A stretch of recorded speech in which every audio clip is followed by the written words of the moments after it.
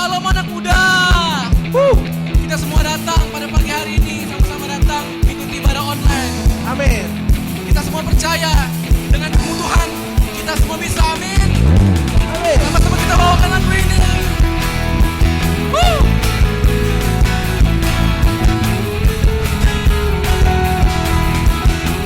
Kita katakan dari awal. Aku ragu akan kesetiaanmu, kau pegang hidupku sepenuh jiwaku. Ku yakin dan percaya kau tuntun langkahku. Yesus, Kaulah raja dalam hidupku, berkuasa percaya untuk selamanya. Hanya kau Tuhan, sumber kekuatan, kuasa-Mu tercurah bagiku senantiasa.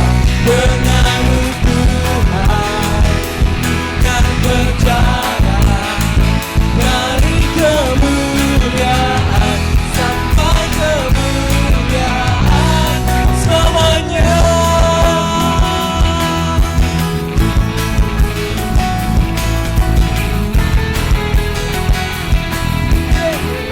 katakan dari awal lagi. Aku ragu akan kesetiaanmu, kau pegang hidupku Segenap jiwa, sepenuh jiwaku. Ku yakin dan percaya kau tuntun langkahku. Yesus, Yesus. Kau ada dalam hidup, berkuasa percaya untuk selamanya. Dan kau Tuhan, sumber kekuatan, kuasa-Mu tercurah bagiku senantiasa. Denganmu Tuhan, bukan berjalan dari kemuliaan sampai kemuliaan selamanya.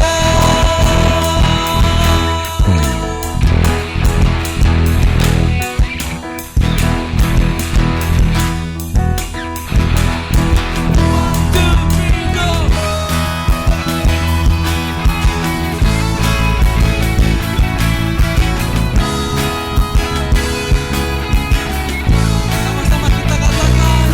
Yesus, Kaulah raja dalam hidup, berkuasa percaya untuk selamanya. Yesus, Kaulah raja dalam hidup, berkuasa percaya untuk selamanya. Yesus, Kaulah raja dalam hidup, berkuasa percaya untuk selamanya. Hanya Kau Tuhan, sumber kekuatan, kuasa-Mu tercurah bagiku senantiasa. Denganmu Tuhan, bukan berjalan dari kemuliaan sampai kemuliaan, dari kemuliaan sampai kemuliaan, dari kemuliaan sampai kemuliaan selamanya.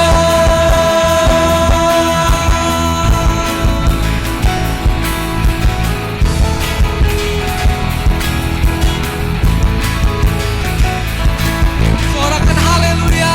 Beri pujian bagi Dia Tuhan kita. Haleluya Tuhan, haleluya Tuhan, kami rindu Tuhan. Kami rindu Tuhan selalu mendekat dengan-Mu Tuhan. Amin. Hati kami rindu Tuhan, hati kami rindu Tuhan dengan pujian Tuhan. Rinduan kami Tuhan hanya menyembah-Mu Tuhan. Kami rindu Tuhan, kami rindu selalu Tuhan. Kami rindu selalu bersekutu dengan-Mu Tuhan.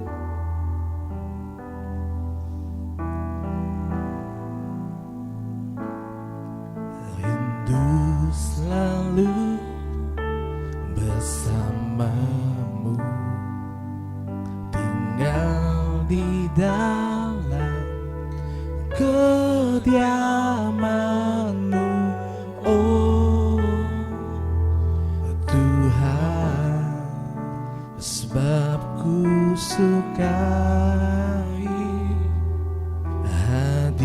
hadirat-Mu, tak ingin ku terpisahkan dekat denganmu.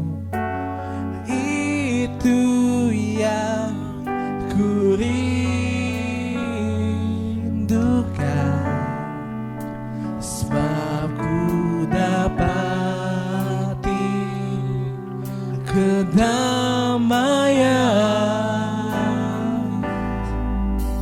Aku nikmati keindahan dan keagungan-Mu, oh Tuhan. Aku nikmati kemuliaan, menyembah-Mu dengan segenap hatiku.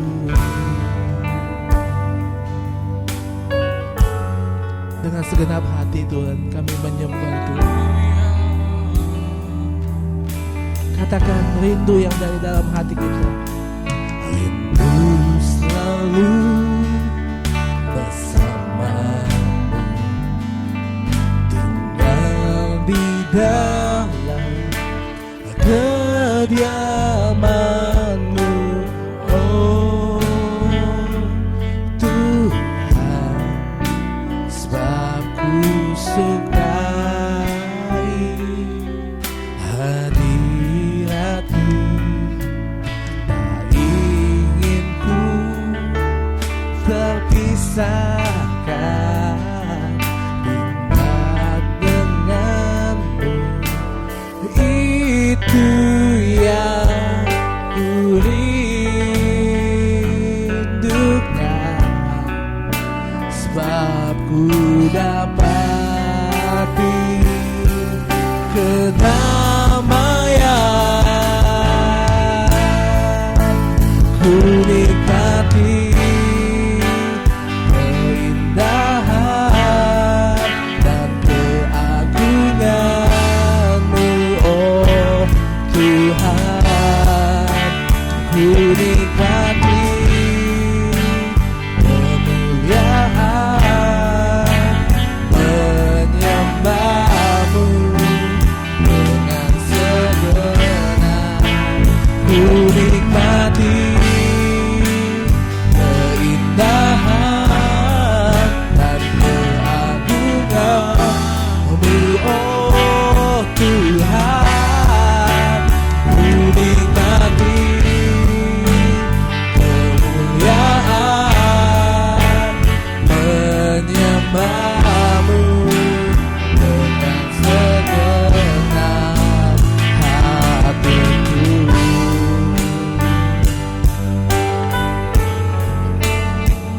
Mari sembah Dia, mari sembah Dia, Dia yang layak disembah. Mari sembah Dia, mari tinggikan, haleluya.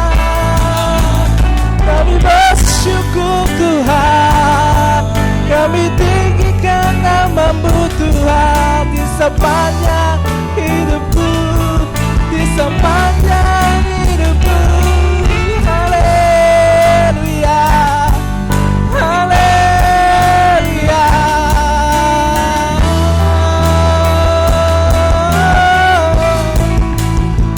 Terima kasih Tuhan, kami bersyukur. Mari sembah Dia, mari sembah Dia, mari sembah Dia. Kami tinggikan Yesus.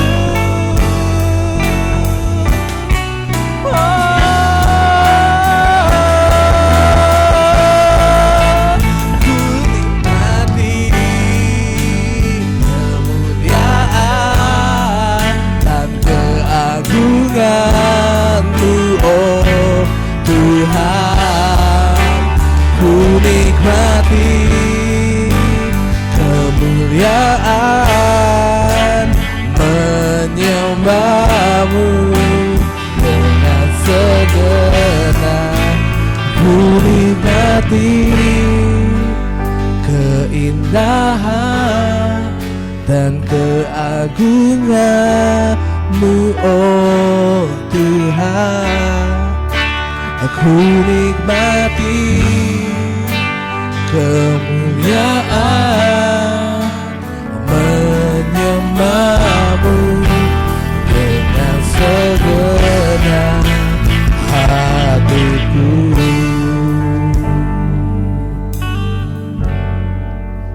Dengan segenap hati Tuhan, dengan segenap hati Tuhan kami menyembah Tuhan. Rasa rindu kami terus menyembah Tuhan. Biar setiap kami Tuhan yang ada di rumah Tuhan, setiap kami Tuhan yang ada dimanapun Tuhan, kami selalu rindu Tuhan. Kami selalu rindu menyembah-Mu Tuhan. Berikan kami hati rindu Tuhan, rindu menyembah-Mu Tuhan. Terima kasih Yesus, terima kasih Tuhan. Kami juga rindu Tuhan mau mendengarkan firman Tuhan. Kami percaya Tuhan, firman yang kami disampaikan itu Tuhan bisa membuat kita semakin rindu Tuhan, semakin rindu dengan Tuhan, semakin erat sama Tuhan. Terima kasih Tuhan Yesus, terima kasih Tuhan. Kau berkati Tuhan yang menyampaikan firman Tuhan. Biar Tuhan apa yang dia sampaikan Tuhan dapat merema di setiap hati kami Tuhan. Terima kasih Tuhan Yesus. Terima kasih Allah yang kudus, Allah yang luar biasa. Kami bersyukur Tuhan, di dalam nama Tuhan Yesus setiap kita yang percaya dan yakin kita katakan amin.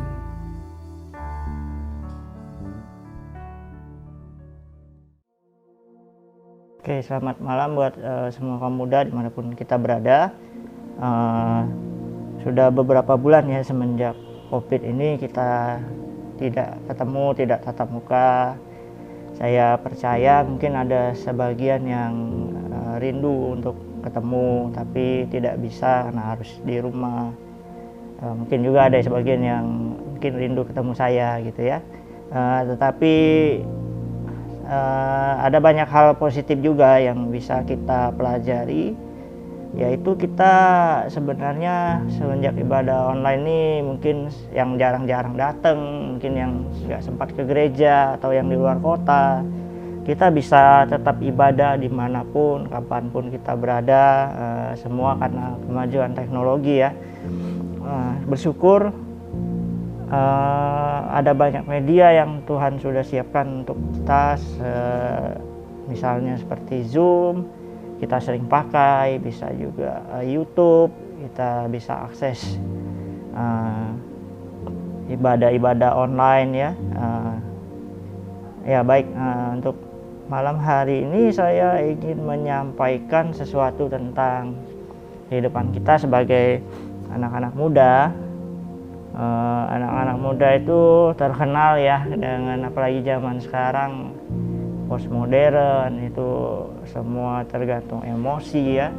Anak muda itu labil ya, banyak yang bilang yang muda-mudi itu labil ya. Kalau minggu lalu kita sudah belajar tentang menjadi anak muda yang dapat dipercaya. Nah, minggu ini saya ingin menyampaikan supaya hidup kita itu anak-anak muda tuh tidak terkenal labil ya. Kita harus stop jadi anak-anak muda yang labil. Saya ambil dari kitab Pengkhotbah pasal yang ke-11, ayatnya yang ke-9 dan ke-10. Bersukarialah hai pemuda dalam kemudaanmu, biarlah hatimu bersuka pada masa mudamu ya. Kita tahu anak-anak muda itu masa-masanya yang lagi suka semau-maunya lah gitu kan, lagi pokoknya dia benar-benar menikmati hidup lah gitu ya.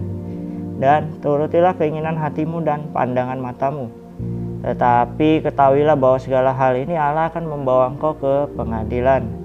Buanglah kesedihan dalam hatimu dan jauhkanlah penderitaan dari tubuhmu, karena kemudaan dan fajar hidup adalah kesia-siaan. Biasa ya kita baca kalau kita baca di Pengkhotbah ini ditulis oleh Salomo, salah satu yang paling berhikmat. Tidak ada lagi orang berhikmat selain dia lah gitu. dia nomor satunya kalau di dunia. Salomo menuliskan kitab Pengkhotbah, seperti kita tahu kebanyakan yang ditulis pekerjaan yang dilakukan di bawah matahari itu sia-sia, semua kesia-siaan.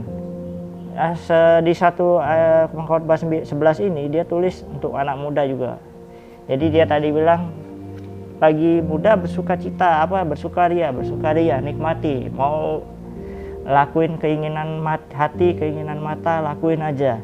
Tapi semuanya di akhirnya dia bilang semuanya itu sia-sia. Nah, kita nggak jarang ya dengar anak-anak muda itu labil, pengen sesuatu ya sekedar pengen aja, mungkin awalnya dia ngebet gitu ya, udah dapet gak dipakai, jadi sia-sia aja. Contohnya misalnya saya punya teman, mungkin dia hobi koleksi barang-barang, mungkin dia tahan beli ya, kayak yang mahal-mahal gitu, handphone baru lah jadi dia beli, terus banyak hal lah gitu. Jadi dia beli tapi ujung-ujungnya nggak terpakai, jadi sia-sia kan. Anak-anak muda tuh hidupnya kayak gitulah gitu. Kayak saya juga kan kadang pernah juga pengen ini, udah dibeli nggak terpakai, ya pengen ini, pengen itu, banyak kayak Doraemon ya, pengen semua tapi tidak digunakan. Ya itulah kadang kenapa Pengkhotbah bilang kamu boleh aja lakuin sesuka hatimu, sesuai keinginanmu, tapi ya balik-balik semuanya sia-sia. Kita kadang anak muda ini juga terkenalnya sulit diatur ya, maunya sendiri, apalagi zaman postmodern ini kan, dikit-dikit tersinggung ya. Dia suka melakukan sesuatu sesuai keinginan hatinya kan ya. Jadi kalau kita omongin biasanya nggak heran mereka suka marah gitu ya, labil lah ya. Kadang terburu-buru juga mengambil keputusan ya, kurang berhikmat. Tadi Salomo bilang hikmat itu minta dari Tuhan ya, kayak Salomo kan bagus ya. Jadi dia ini ketika Tuhan tanya kamu mau minta apa sebagai raja Israel, waktu itu dia juga masih muda, dia dengan berani bilang saya tidak minta banyak, cuma satu, berikan saya hikmat untuk memimpin bangsa yang besar ini. Nah makanya Tuhan kasih dia hikmat plus kekayaan. Jadi tidak hanya berhikmat nomor satu di dunia, tetapi juga orang paling kaya di dunia. Itulah Salomo, dia yang menulis kitab Pengkhotbah. Ya kita bersyukur, kita banyak belajar dari kitab Pengkhotbah dan Amsal yang dia tulis. Nah, kalau dari ayat tadi, dari Pengkhotbah 11 ayat 9 sampai 10, ya, saya baca dari kitab penuntunnya ya, yang di HP teman-teman ada. Saya sudah sempat ajarin beberapa minggu lalu. Ditulis begini, Allah menghendaki umatnya bersukacita dan kaum muda menikmati masa muda mereka. Tetapi semua sukacita itu harus dikendalikan dengan kesadaran bahwa Allah meminta pertanggungjawaban atas semua perbuatan berdosa kita.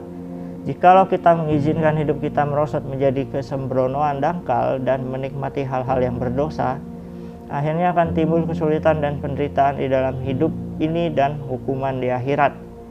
Ya maksudnya sebenarnya Salomo tuh bukan berarti dia bilang oh boleh kok kamu mau habisin aja, maksudnya ya seolah-olah kita bilang oh kamu mau terjun ke jurang ya boleh aja, tapi ya resiko tetap pada akhirnya ditanggung kita sendiri. Ya makanya saya mengajak setiap kita, mudah-mudi selain kita dapat dipercaya, kita juga harus tidak mudah goyah ya, tidak mudah labil gitu ya. Jadi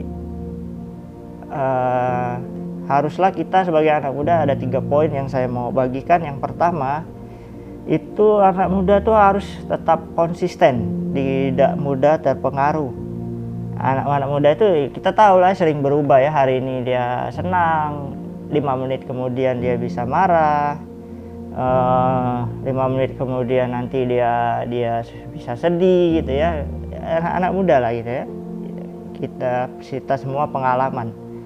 Ada juga anak-anak muda yang cepat terpengaruh gitu ya. Jadi di ngomongin oleh dia cerita ke orang A, disaranin ini dia ikut, dia cerita ke orang B kasih saran B, dia ikut.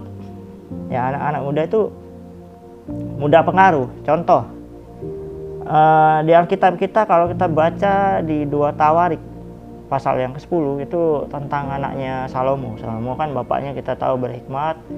Nah anaknya ini sayangnya tidak seperti dia lah gitu ya. Mungkin harusnya kan buah jatuh tidak jauh dari pohon, ya dia ya buahnya jatuh mungkin ketendang orang jauh lah dari pohonnya, itu jauh banget. Jadi Rehabeam ini, anak Salomo ini, dia jadi waktu Salomo meninggal akhir hayatnya, anaknya ini Rehabeam jadi raja usia muda lah gitu ya. Nah suatu ketika dia kalau kita baca ada Yerobeam dan teman-temannya, dia menghadap lagi gitu ya, menghadap ke Rehabeam, dia minta keringanan karena dia bilang, saya sudah kerja, istilah itu kerja rodilah sama ayah kamu kan sudah lama gitu ya. Bisa nggak kami punya tanggungan itu diringanin, maksudnya kerjaannya minta diperingan, kan kita sudah lama mengabdi juga gitu sama ayah kamu. Jadi mereka ngadep Rehabeam minta keringanan. Rehabeam nggak langsung jawab, itu benar. Memang kita tidak bisa langsung menjawab semua pertanyaan yang dikasih ke kita, mungkin kita perlu waktu kan. Tetapi Rehabeam ini sayangnya dia minta nasihat pada orang yang salah. Jadi dia sempat minta nasihat kepada orang tua ya, para tua-tua lah kalau disebut, itu kayak penasehat-penasehat umurnya udah jauh lebih dewasa, mengerti firman dan segala macam.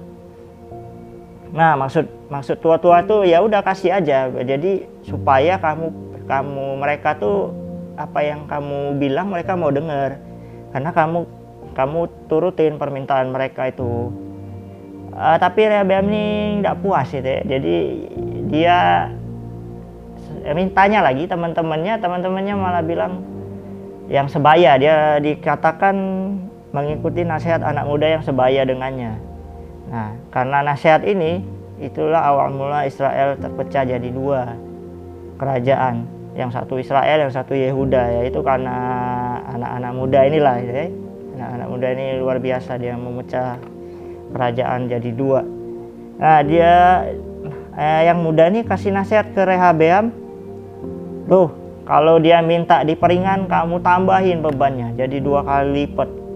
Yang pokoknya kalau ayahnya mencambuk, dia pakai cambuk biasa, kamu cambuk pakai cambuk berduri, lebih kejam lagi.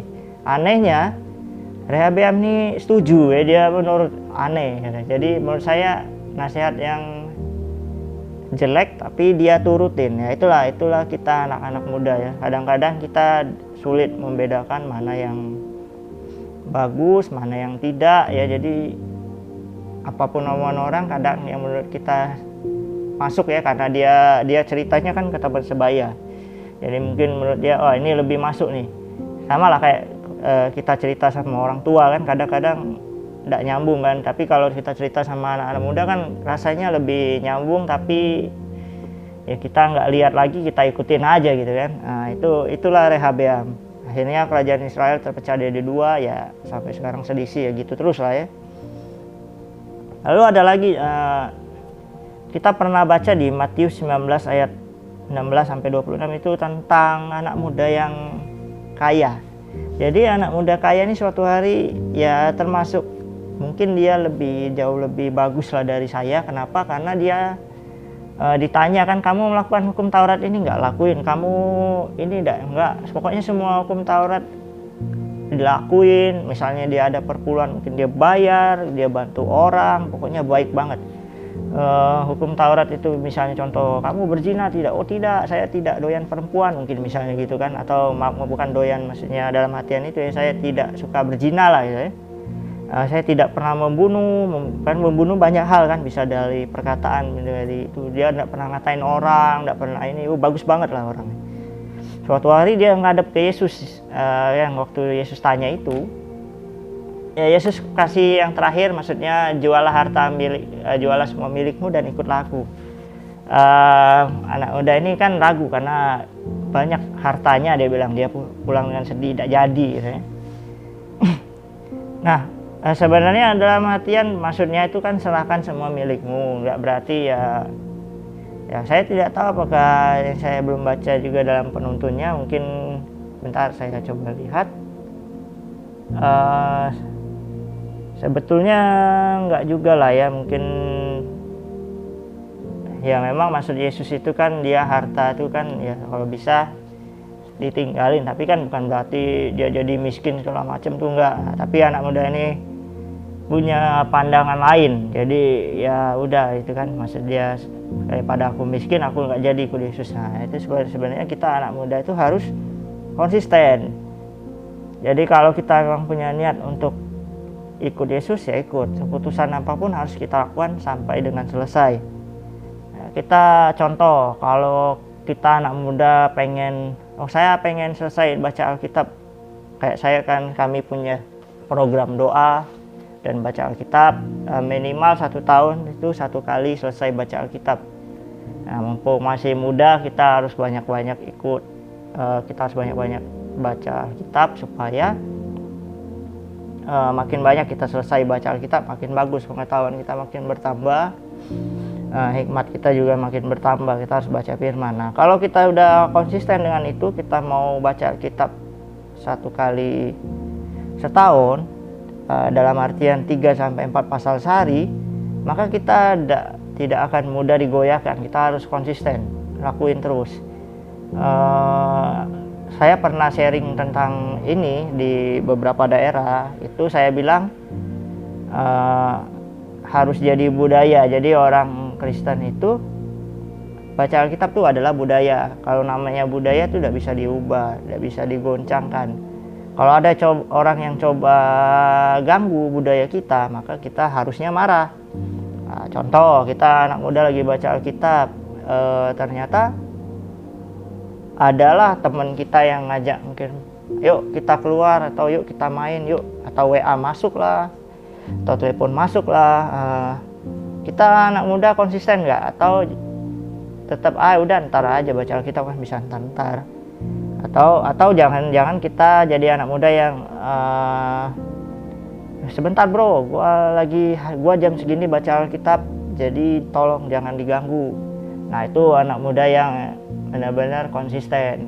Nanti kalau ada yang bilang kan cuman baca Alkitab, apa untungnya lah segala macam, maka kita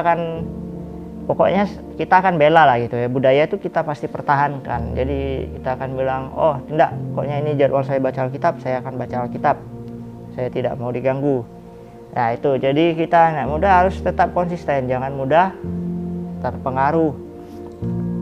Itu yang pertama. Lalu yang kedua, kita harus penuh dengan roh. Ya apa itu penuh dengan roh? Anak-anak muda itu harus penuh dengan roh, yaitu membiarkan Tuhan menuntun kehidupannya. Melalui firman kah, melalui kehidupan pribadinya dengan Tuhan, dengan Roh Kudus ya. Mazmur 119 ayat 9, dengan apakah seorang muda mempertahankan kelakuannya bersih? Dengan menjaganya sesuai dengan firman Tuhan. Kita udah sering dengar ayat ini. Ada beberapa contoh anak muda yang penuh dengan Roh Kudus ya, penuh dengan roh, dipimpin oleh roh. Anak-anak muda contohnya ya Timotius. Kita tahu ya Timotius ini anak kesayangan Paulus, anak angkat lah ya, anak kesayangannya, karena Paulus tidak menikah, tetapi dia punya anak angkat, dianggap seperti anaknya sendiri. Timotius ini ya, jadi teladan pada usia mudanya. Dia penuh dengan, dia ikut tuntunan Tuhan, kemanapun Paulus pergi dia juga ikut. Roh Kudus suruh ke sana dia ke sana, Roh Kudus suruh ke sini dia ke sini. Lalu siapa lagi anak-anak muda yang penuh dengan Roh Kudus? Salah satunya Paulus. Nah, dari mana kita tahu Paulus itu masih muda? Kita bisa baca waktu sebelum dia menjadi Paulus, nama dia sebelumnya adalah Saulus. Nah, kita lihat di Kisah Rasul 7 waktu penganiayaan Stefanus yang mengakibatkan Stefanus mati terbunuh, dirajam dengan batu. Itu orang-orang membawa jubah orang-orang yang dianiaya ini ke depan kaki seorang muda yang bernama Saulus. Nah, jadi Saulus ini waktu dia bertobat itu dia masih muda. Nah, dikatakan Tuhan mau pilih dia lalu memenuhi dia dengan Roh Kudus. Nah, semenjak Saulus ini berubah, dia dipenuhi Roh Kudus, namanya juga diganti jadi Paulus. Nah, ini dia. Jadi dia penuh dengan urapan, penuh dengan kuasa, dituntun. Jadi sebetulnya enak ya, dituntun oleh Roh Kudus, mau kemana-mana dikasih tahu, kesini jangan, ke situ jangan, melakukan mujizat-mujizat, orang sakit sembuh, penjara bisa roboh dengan dia hanya nyanyi. Nah, itu orang yang penuh Roh Kudus itu bersemangat. Dan juga Paulus ini orangnya konsisten, dia betul-betul sampai akhir hidupnya dia tidak goyah gitu ya. Nah, lalu apalagi anak muda itu harusnya yang ketiga adalah penuh dengan hikmat. Kita yang masih muda, bukan berarti hikmat adalah sama dengan kalau di Indonesianya itu kebijaksanaan lah, orang sering dengar. Bukan berarti cuman orang tua yang punya kebijaksanaan, terus orang muda nggak punya. Orang muda suka-suka, enggak. Kita harus belajar dari muda itu penuh dengan hikmat. Caranya gampang, dari sekolah metodis juga di bukunya selalu tulis Amsal 1 ayat 7, takut akan Tuhan adalah permulaan pengetahuan, tetapi orang bodoh menghina hikmat dan didikan. Hikmat ini lebih dari sekedar pengetahuan ya. Jadi kalau kita punya hikmat, maka kita tahu, kita punya pengetahuan. Kalau kita cuma sekedar tahu, belum tentu kita berhikmat. Kita tidak bijaksana hanya karena kita banyak belajar lalu kita tahu A, tahu B, tahu C. Bukan berarti kita punya hikmat, belum tentu. Tetapi kalau kita punya hikmat, kita punya kebijaksanaan, kita otomatis berpengetahuan. Karena apa? Karena di Amsal 3 ayat 13 berkata, kalau orang punya hikmat dia disebut berbahagia karena lebih dari permata dan emas. Di pasal yang sama di ayat 23, supaya kita berjalan dengan aman dan tidak terantuk. Maksudnya tuh hikmat itu membimbing kita supaya tidak salah langkah. Kadang kita ini memutuskan sesuatu tuh kan terlalu cepat. Jadi anak-anak muda itu harusnya memikirkan, bertanya kepada Tuhan apa yang harus dia lakukan gitu loh. Jadi saya pun ketika masih sedikit pengalaman, saya juga sekolah, sebetulnya bukan orang yang pintar, tetapi karena saya rajin merenungkan firman dari semenjak saya terima Tuhan, maka sepertinya Tuhan itu memberikan kepada saya cepat nangkep gitu lah ya, pelajaran kah apakah. Jadi saya kalau ikut training, kalau kayak sekarang ya, training Zoom lah, training apalah, training Alkitab, itu saya bisa istilahnya itu diberikan pengetahuan yang lebih lah gitu ya. Karena kenapa? Karena kita takut akan Tuhan, kita penuh hikmat. Jadi mempelajari sesuatu itu tidak sulit gitu loh. Jadi kalau saya kerja sama orang, kalau saya baru belajar, maka saya orang yang ngajarin saya tuh nggak ribet. Jadi karena saya cukup diajarin satu kali, saya lihat dia kerja, itu saya udah paham gitu loh. Jadi beda antara hikmat dan pengetahuan. Pengetahuan itu otomatis kita punya kalau kita berhikmat. Nah, hikmat itu anugerah dari Tuhan. Dikatakan hikmat itu apa aja? Hikmat itu dimahkotai. Nah, hikmat itu dimahkotai pengetahuan. Jadi kalau kita punya kebijaksanaan itu kayak ibarat kata kita tuh pengetahuan tuh kayak mahkota dipakai. Jadi sudah otomatis ada. Nah, dia mengetahui jalan Tuhan. Orang berhikmat tuh tahu jalannya gitu. Ini benar, ini tidak itu. Nah, kalau kita tahu nggak benar itu masih dilakukan, berarti kita tidak berhikmat. Intinya di situ aja. Bertindak dengan pengetahuan. Nah, ini pengetahuan itu hasil dari kita berhikmat. Memperhatikan langkahnya, langkah jalannya itu dia lihat. Jadi, oh ini boleh nggak nih kalau saya jalan ke sini? Oh tidak boleh, nampaknya ada penuh pertimbangan lah gitu ya. Jadi tidak sembarangan melangkah.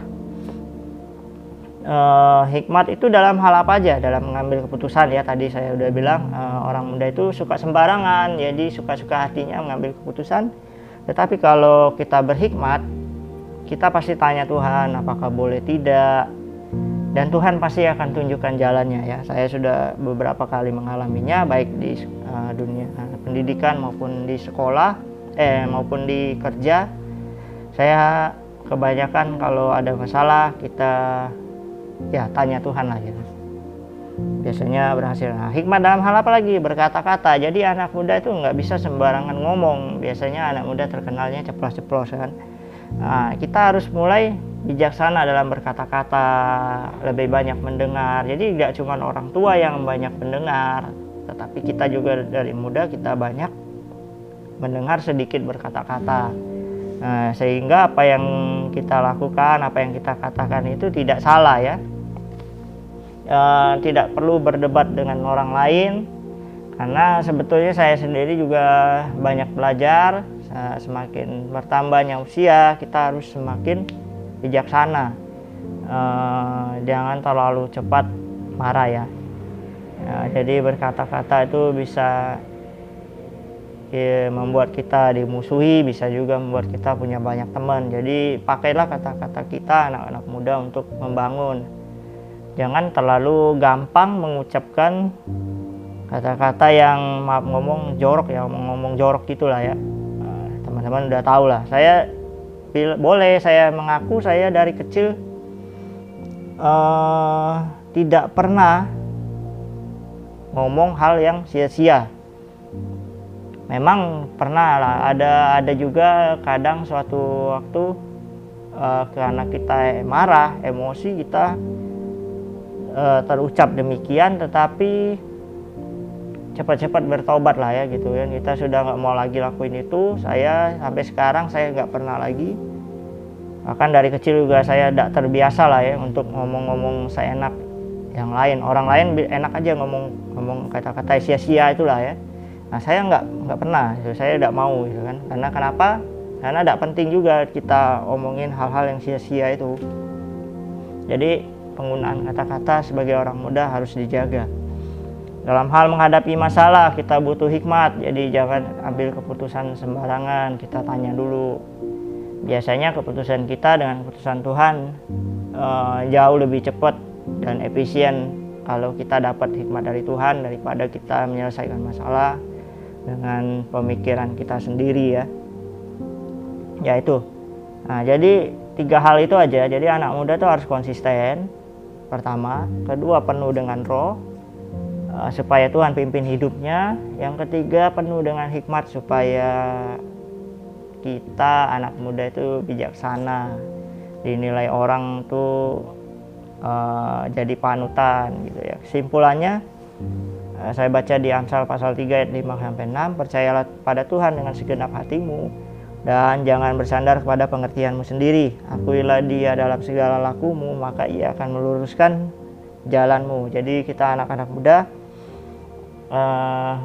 tetap andalkan Tuhan dimanapun kita berada, bersandarnya kepada Tuhan, jangan pakai pengertian kita sendiri, jangan hidup suka-sukanya kita sendiri, sebentar mau ini, sebentar mau itu, tapi biar kita anak-anak muda itu hidup sesuai maunya Tuhan. Ya percaya 100% lah, menyerahkan hidup kita 100% kepada tuntunan Tuhan.